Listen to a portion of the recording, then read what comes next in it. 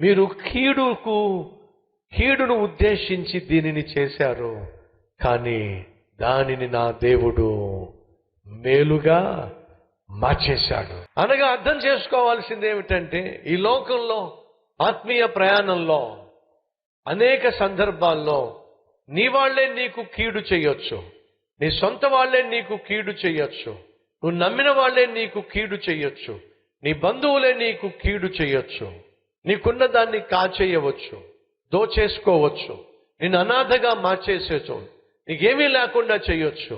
దిగులు పడద్దు సహోదరి సహోదరులు.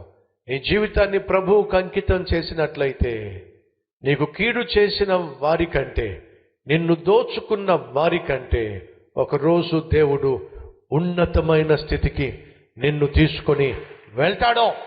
అలా తీసుకుని వెళ్ళడానికి నేను ప్రకటిస్తున్న దేవుడు చెప్పండి ఏమిటో, చాలినవాడు.